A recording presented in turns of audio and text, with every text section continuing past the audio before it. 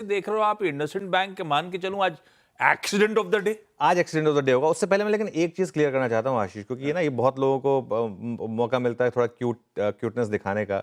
कल हमने जो इंडसइंड बैंक पे बात की थी, वो कल डे ट्रेडर्स के लिए बात की थी कि आप 5% नीचे खुले वहाँ शॉर्ट मत करिएगा। वो कल वो उसने ओपन लो बनाया था कल।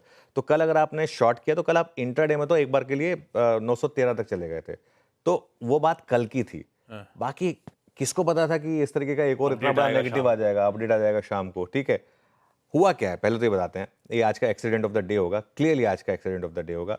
बैंक ने अपने जो खाते हैं उनकी इंटरनल वो किया, उन्होंने समीक्षा की है, और उसमें जो उनका डेरिवेटिव पोर्टफोलियो है ना, उसमें एक मिसमैच निकल कर आया है। अब वो क्या है एग्जैक्टली बहुत ज़्यादा टेक्निकल है, लेकिन मैं इसको एक सिंपल भाषा में समझा देता हूँ हमारे व्यूअर्स के लिए। इसका मतलब ये है कि बैंक को लॉस होगा बेसिकली, मोटा मोटी बात ये। जो बैंक दोनों छोर हैं, एक तरफ आपके रिसीवेबल्स, एक तरफ आपके पेबल्स, जैसे जिस तरीके से माने उसमें उसमें 2.35% का कमी है। अब वो 2.35% बेसिकली आपको जेब से भरना है। बेसिकली आप कहते हैं ना कि आपने किसी को पैसा देना था और आपके पास एक पर्टिकुलर पैसा किसी से कहीं से आना था, जहां से आना था वो जहां को देना था उसमें गैप है, और वो गैप है करीब करीब 2.35% का। अब 2.35% का मतलब क्या होगा? जो बैंक का नेटवर्थ है उसके हिसाब से करीब करीब 1500 करोड़ का एक वन टाइम इम्पैक्ट। प्रॉब्लम ये 1500 करोड़ के वन टाइम इम्पैक्ट की नहीं है। इन्होंने भारी एक एजेंसी नियुक्त की है। अब वो आके कह दे कि नहीं 2.35% नहीं है, ये तो उससे ज़्यादा है, तो क्या होगा?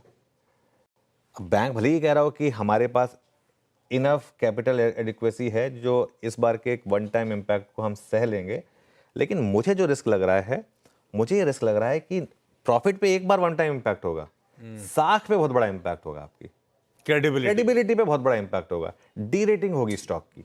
और इसीलिए आरबीआई जो है ना, अच्छा कुछ एनालिस्ट ने बैंक के अर्निंग्स में 20 से 25% का कट भी किया है, ठीक है। और पूरा मामला बैंक के सीईओ को जो आरबीआई से एक्सटेंशन मिला उसके ठीक एक दिन बाद आया। कल ही हम बात कर रहे थे कि भाई 3 साल का एक्सटेंशन मिलने की बात थी, 1 ही साल का एक्सटेंशन मिला, वो ये आया है। तो ये चीज़ अब क्लियर है कि आरबीआई जो है वो इस मैनेजमेंट को लेके क्लियरली कंफर्टेबल नहीं है, इसीलिए उन्होंने सिर्फ 1 साल का वो दिया है। आरबीआई भी नहीं चाहता कि अब भाई मार्च एंड में ज़्यादा टाइम बचाने था कि नहीं अभी ढूंढो कोई नया। आरबीआई कह रहा है अब 1 साल है, आप ढूंढो नया कोई, आप ये नहीं चलेगा।